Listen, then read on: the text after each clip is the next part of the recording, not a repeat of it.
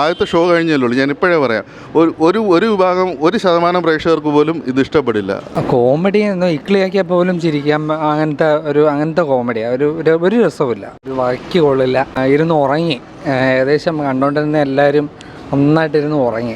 അതാ ഞാൻ പറഞ്ഞില്ലേ, ഇത് 3 പ്രാവശ്യം കൊണ്ട് പറയുന്നില്ല.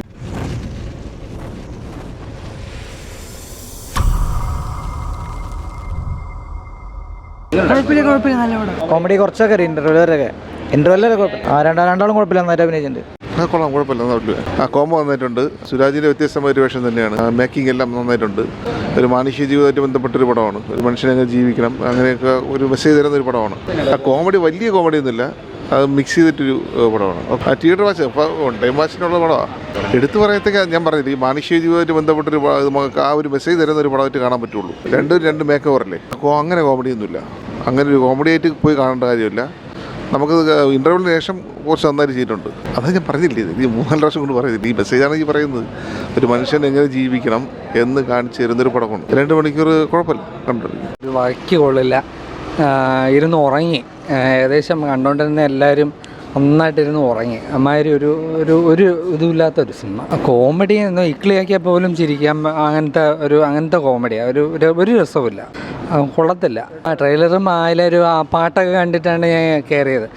പിന്നെ അതിൽ പാട്ടുകളുണ്ട്, നല്ല പാട്ട്. പിന്നെ ആ ഒരു വിനായകൻ്റെ ആ ഒരു ഡാൻസൊക്കെ കാണിക്കുന്നതല്ലേ, അത് മാത്രമേ ഉള്ളൂ. അതിൽ പ്രത്യേകിച്ച് എടുത്തു പറയാൻ വേണ്ടി കഥയായിട്ടും കഥയും തിരക്കഥയും മോശം. അതുകൊണ്ടാണ് സിനിമ കൊള്ളില്ല. മൊത്തത്തിൽ ഒരു വട്ടപൂജ്യം എന്ന് വേണമെങ്കിൽ പറയാം.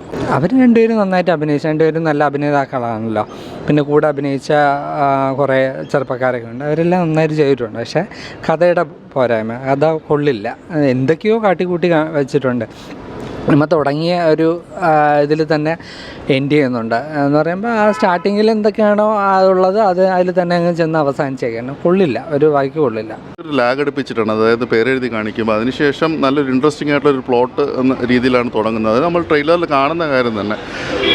ആദ്യത്തെ ഒരു 10-15 മിനിറ്റ് കുറച്ച് ഇത് ഇൻട്രസ്റ്റിംഗ് ആകും. കാരണം ഇവരെയൊക്കെ 2 ക്യാരക്ടേഴ്സിനെ ഇൻട്രൊഡ്യൂസ് ചെയ്തിട്ട് അവരുടെ ആ ഒരു ക്യാരക്ടറിസ്റ്റിക്സും കാര്യങ്ങളൊക്കെ പറഞ്ഞു പോകുമ്പോഴത്തേക്കും, പിന്നെ പ്രത്യേകിച്ച് വിനായകൻ എന്നുള്ളൊരു വ്യക്തി, അദ്ദേഹം നല്ല രീതിയിൽ തന്നെ എഫർട്ട് എടുത്ത് ആ തുടക്കത്തിലെ സീനുകളെല്ലാം ചെയ്തിട്ടുണ്ട്. പക്ഷേ പിന്നീട് സിനിമ കയ്യിൽ നിന്ന് പോയെന്ന് വെച്ച് കഴിഞ്ഞാൽ ഇതിനോ വേണ്ടിയിട്ട് കുറേ സീനുകൾ ഇങ്ങനെ അവർ ഷൂട്ട് ചെയ്ത് വെച്ചിട്ടുണ്ട്.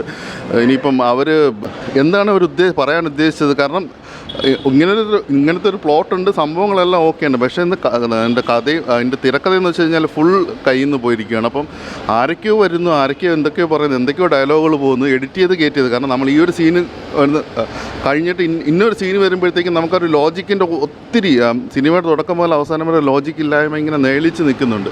അതുകൊണ്ട് നമുക്കിപ്പോൾ ഷിറ്റുകളുടെ ഒരു കൂമ്പാരം എന്ന് പറയാം. കാരണം അത് പറയാൻ തുടങ്ങിക്കഴിഞ്ഞാൽ പിന്നെ ഷിറ്റുകൾ മാത്രമേ ഈ സിനിമയ്ക്കകത്ത് പറയാനുള്ളൂ.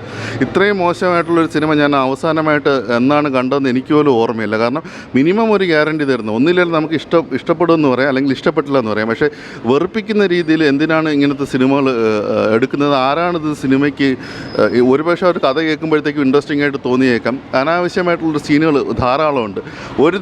ഒരിടത്ത് പോലും ഒരു തമാശ എലിമെൻറ്റ് വർക്കൗട്ടായിട്ടില്ല. കാരണം ആർക്കും ഇതിപ്പോൾ നമുക്ക് സാധാരണ പറയാം, ഇത് 80s അല്ലെങ്കിൽ 90s അല്ലെങ്കിൽ കിഡ്സിന് ഇഷ്ടപ്പെടും ചിലപ്പോൾ, അല്ലെങ്കിൽ ന്യൂ ജനറേഷൻ.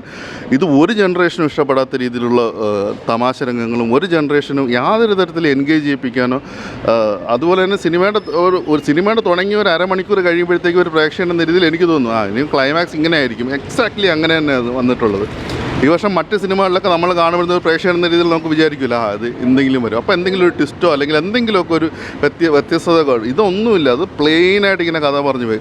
പിന്നെ ഡാർക്ക് ഹ്യൂമർ എന്നുള്ളൊരു സംഭവം മലയാള സിനിമകളിൽ ഒത്തിരി ടെസ്റ്റ് ചെയ്തിട്ട് ഒത്തിരി വിജയിച്ചിട്ടുള്ളൊരു സംഗതി തന്നെയാണ്. ഇപ്പം ജാനേമൻ എന്നൊരു സിനിമയിൽ അതിൻ്റേതായ ഒരു ഷെയ്ഡ് നമുക്ക് കാണാൻ പറ്റുന്നുണ്ട്. അത് ഈ രീതിയിൽ അവർ ചെയ്യാൻ ശ്രമിച്ചിട്ടുണ്ട്. പക്ഷേ എല്ലാം ചീറ്റിപ്പോയി. യാതൊരു തരത്തിലും അത് കണക്ട് ചെയ്യാൻ പറ്റാതെ പോയ എനിക്ക് വിനായകൻ്റെ ഭാഗത്ത് നിന്ന് നല്ലൊരു പെർഫോമൻസ് കാണാൻ പ്രതീക്ഷിച്ച് തന്നെയാണ് വന്നത്. പക്ഷേ അദ്ദേഹത്തിന് ഒന്നും ചെയ്യാൻ വേണ്ടിയിട്ടൊന്നുമില്ല അതിനകത്ത്. എന്തെങ്കിലും ഉണ്ടെങ്കിൽ കഥയായിട്ട് തിരക്കഥയായിട്ട് എന്തെങ്കിലുമൊക്കെ വ്യത്യസ്തമായിട്ട് കുറച്ച് കാര്യങ്ങളുണ്ടെങ്കിൽ മാത്രമേ ചെയ്യുള്ളൂ. പിന്നെ സുരാജ് വെഞ്ഞാറമൂടിൻ്റെ ഈ ഒരു ടൈപ്പ് നമ്മൾ കുറേ സിനിമകളിൽ കണ്ടു കഴിഞ്ഞു. എനിക്ക് തോന്നുന്നു അദ്ദേഹം തീർച്ചയായിട്ടും ഈ ഒരു സിനിമയിൽ, കാരണം വിനായകൻ അറ്റ്ലീസ്റ്റ് നമ്മൾ അദ്ദേഹം ചെയ്യുന്ന കഥാപാത്രങ്ങളെല്ലാം വ്യത്യസ്തമുള്ളതുകൊണ്ട് അറ്റ്ലീസ്റ്റ് അതെങ്കിലും നമുക്കൊരു എടുത്ത് പറയാം. സുരാജ് വെഞ്ഞാറമൂട് തീർച്ചയായിട്ടും അദ്ദേഹം ഒന്നുകൂടെ ഒന്ന് ഇരുത്തി ചിന്തിച്ചിട്ട് ഇനി എന്താണ് എന്തെങ്കിലും മാറ്റമോ അല്ലെങ്കിൽ എന്തെങ്കിലും കൊണ്ടുവരണം. കാരണം അദ്ദേഹത്തിൻ്റെ ഒരു ക്ലീഷേ ടൈപ്പുള്ള ഒരു ഇതായിപ്പോയി. കാരണം നമ്മളിത് അദ്ദേഹം മോശം അഭിനയം കാഴ്ചവെച്ചു എന്നല്ല പറയുന്നത്. കാരണം ഇതൊക്കെ നമ്മൾ ഓൾറെഡി അദ്ദേഹത്തിൻ്റെ ഭാഗത്തു നിന്ന് കണ്ടിരുന്നു. മേക്കപ്പിൽ വരുന്ന കുറച്ച് വ്യത്യസ്തത അതും വേറെ സിനിമകളിൽ കണ്ടിരുന്നു. അപ്പം ഇതെല്ലാം കൊണ്ടും പ്രേക്ഷകരെ യാതൊരു തരത്തിൽ എൻഗേജ് ചെയ്യിക്കുന്നത് ഞാനിപ്പോഴും ആദ്യത്തെ ഷോ കഴിഞ്ഞല്ലോ, ഞാനിപ്പോഴേ പറയാം, ഒരു വിഭാഗം 1% പ്രേക്ഷകർക്ക് പോലും ഇത് ഇഷ്ടപ്പെടില്ല. ഞാൻ പറഞ്ഞതുപോലെ ഇപ്പം 80s കിട്ടോ 90s കിട്ടോ 70s 60s ന്യൂ ജെൻ ആർക്കും ഇഷ്ടപ്പെടില്ല എന്ന് ഞാൻ ഉറപ്പിച്ച് പറയാൻ പറ്റും ഒരു പ്രേക്ഷകൻ എന്ന രീതിയിൽ.